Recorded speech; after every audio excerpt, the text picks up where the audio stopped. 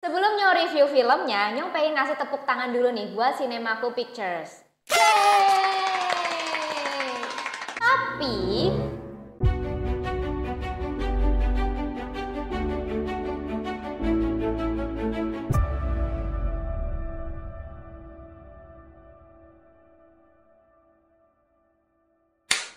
Assalamualaikum sedulur, matur nuwun sudah klik video ini. Balik lagi sama Nyong Nafa. Hai. Kali ini Nyong mau mereview film garapannya Cinemaku Pictures yang berjudul Temurun. Mungkin karena sebelum-sebelumnya Cinemaku Pictures mengangkat isu tentang mental health. Nah, di film ini Cinemaku Pictures sukses nih bikin Nyong kena mental. Penasaran kenapa? Tonton sampai habis. Nah, jadi film ini tuh bercerita tentang setelah meninggalnya sang ibu akibat sebuah kelalaian anak pertama. Ini kayaknya bukan kelalaian ya, ini lebih ke kebodohan. Dewi yang diperankan Yasamin Jasem dan Sena yang diperankan Brian Domani dijemput oleh sang ayah yang diperankan Kiki Narendra untuk tinggal bersama di kota dan mewariskan perusahaan produksi daging milik keluarga. Namun saat tiba di sana, keduanya mesti menghadapi segala teror, trauma, serta sosok nenek kandung mereka Gayatri yang diperankan Jajang Cenur yang mulai menunjukkan wujud aslinya. Si nenek kan emang wujudnya kayak begitu, nggak ada tuh dia berubah di tengah jalan. Sikapnya juga sama aja dari awal sampai akhir. Wah. Jangan-jangan Nyong udah kena manipulasinya si nenek nih. Aduh, udah lah ya, kita bahas aja yuk alurnya. Tapi buat yang belum nonton, monggo ke bioskop dulu. Baru nanti balik lagi ke sini buat diskusi bareng. Yaudah yuk, langsung aja. Check it out. Film dibuka dengan sosok gadis remaja perempuan yang sedang berlari ketakutan karena dikejar sesuatu. Habis itu dia sembunyi di bawah kolong kasurnya. Kemudian ada yang manggil-manggil namanya, Gayatri, Gayatri. Nah, di sini kita tahulah bahwa itu adalah si neneknya Sena dan Dewi ketika masih kecil. Lanjut ke perkenalan tokoh. Ini ada Dewi, ada Sena dan mamahnya. Dewi itu ceritanya kerjanya jadi teknisi jaringan internet alias kang pasang wifi gitu.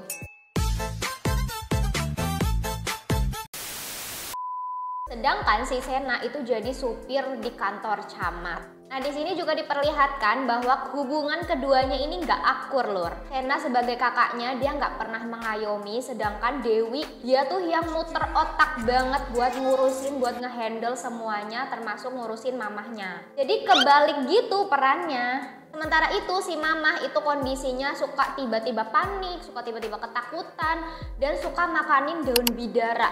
Pokoknya dia ini 100 nggak genep lah. Paham kan maksudnya, Nyong? Terus si Senanya kan anu-anuan ya sama istri camat di mobil. Biar dapat duit tambahan gitu. Ketahuan lah dia sama Pak Camat. Habis itu Sena dicari 2 orang suruhannya camat. Tapi waktu itu dia lagi nggak di rumah. Nah, disitulah si mamah ini dibacok, dibunuh di depan matanya Dewi. Di satu sisi di sebuah rumah yang mewah megah, si bapaknya mereka ini lagi nyari keberadaan mereka karena katanya warisan keluarga Gayatri itu harus segera diturunkan ke mereka. Kita ini di sini bertanya-tanya, warisan apa nih? Habis itu ya drama-drama lah ya, Dewi yang depresi, nyalahin Sena. Terus mulai juga di sini Dewi beberapa kali melihat penampakan mamahnya. Terus karena masuk berita, si bapak jadi bisa nemuin rumah mereka. Ditemuin, diajak ikut. Katanya ada sesuatu yang besar yang bisa mereka perbaiki di rumah itu. Ada lagi dramanya, si Dewi awalnya nggak mau, tapi terus karena dibujuk Sena, akhirnya dia mau. Daripada di rumah kan makin down ya, dianya trauma. Mereka akhirnya pergilah ke rumah mewah itu. Di sana ada nenek atau Oma Gayatri dan asistennya Mbak Esti. Jadi kata Oma, mereka ini punya rumah produksi daging sapi yang udah bertahun-tahun diwariskan turun-temurun dari leluhurnya. Diturunkannya itu ke anggota perempuan, jadi yang mimpin itu yang perempuan. Karena mamahnya Dewi mati, akhirnya si Dewi lah yang bakal jadi penerus Oma. Terus dia di sana diajarin lah pokoknya segala hal tentang perusahaan itu. Di sana Sena ini nggak sengaja masuk ke ruang rahasianya Oma. Ada kayak altar sesaji sama papan berisi foto-foto anggota keluarga mereka, tapi yang cowok-cowok itu dicoretin, lur, sedangkan namanya Dewi itu dilingkarin. Nah, sebenarnya di sini ketebak ya bakal kayak apa nih nasibnya Sena sama bapaknya di masa depan. Tapi waktu itu Senanya masih belum ngerti. Di rumah itu Dewi juga ngeliat lagi sosok penampakan mamahnya yang berdarah-darah, kayak diikutin gitu jadinya. Itu tuh yang netizen sebut sebagai gorden phobia istilahnya. Karena kan si mama itu munculnya di balik gorden ya lur.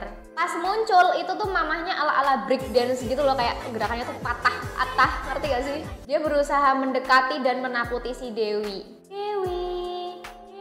Gitulah pokoknya. Tapi buat Nyong jujur aja itu kurang serem, mohon maaf, kurang bikin kebayang-bayang. Terus tiba-tiba pas udah deket si jump scare-nya itu malah dibikin seolah-olah dramatis lur. Pas Dewi tatap-tatapan sama si mamah mau dibikin haru tuh kan kayaknya pertemuan ibu dan anak. Tapi aneh gitu jadinya, nggak pas aja timingnya. Dan belum dapet nih dramatisnya, si mama udah break dance lagi.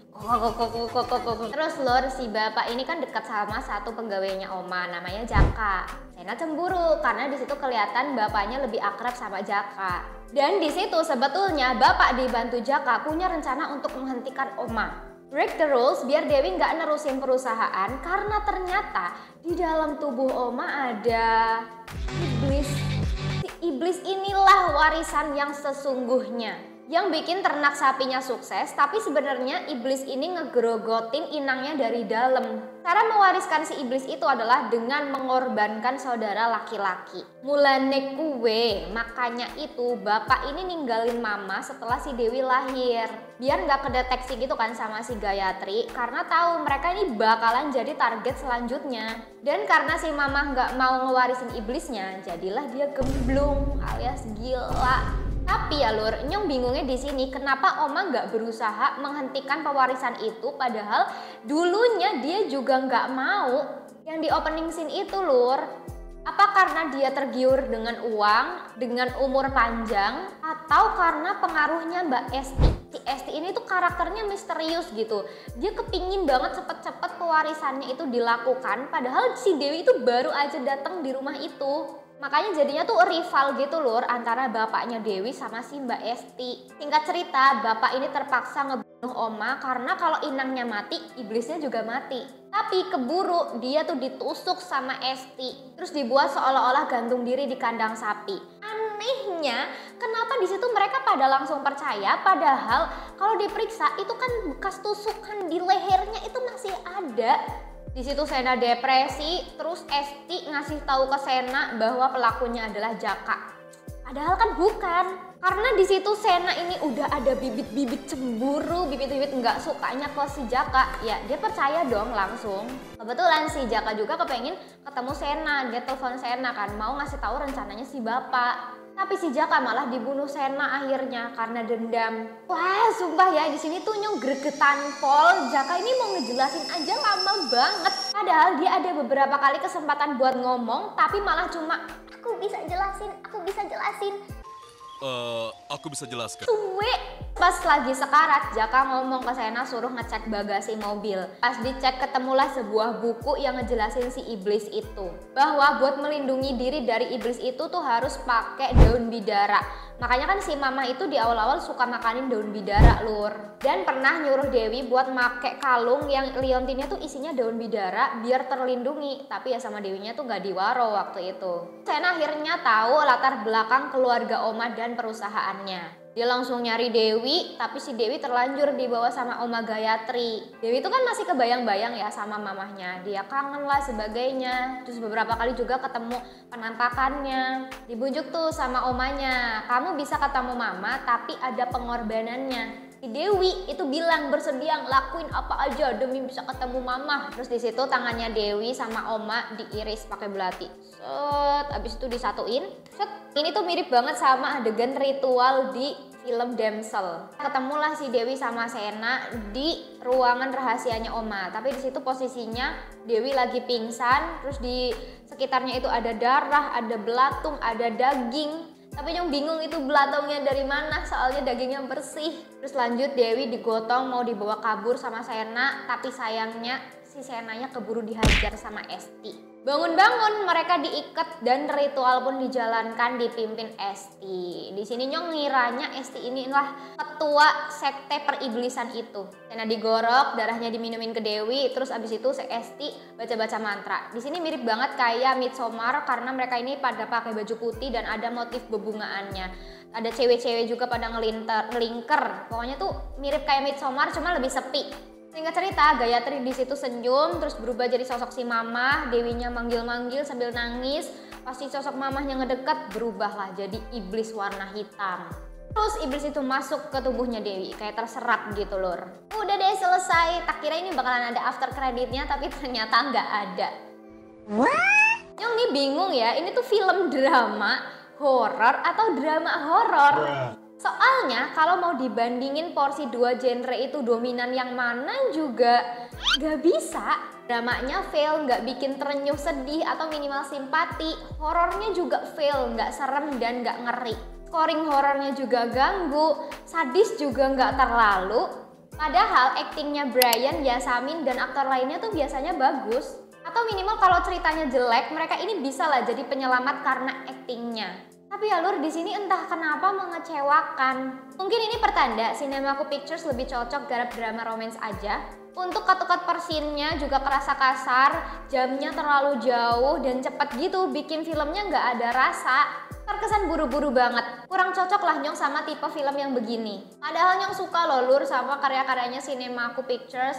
Kukira Kau Rumah, wah itu Nyong nangis banget nontonnya. Nyong juga ngefans gitu sama aktingnya Prilly dan Umay selaku produser PH ini. Jadi Nyong juga sebenarnya excited dan berekspektasi film ini bakalan oke, apalagi dipaduin sama elemen horor ya. Tapi ya nyuwun sewu, ternyata begini. It's the biggest piece of dog shit. Oke deh, itu tadi dia review film Temurun dari Nyong. Kalau menurut kalian filmnya gimana? Coba komen di bawah ya. Nyong ngarep banget nih di Juni besok ada horor yang lebih epic, yang sampai ke bawah mimpi, bikin kebayang-bayang. Ayo dong para produser film, bisa lah ya. Thank you sudah menonton sampai selesai. Jangan lupa like, share, subscribe, dan juga nyalain notifikasinya biar kalian bisa selalu update sama review selanjutnya. Dukung kita juga melalui Saweria, linknya ada di description box. Sampai ketemu lagi. Assalamualaikum.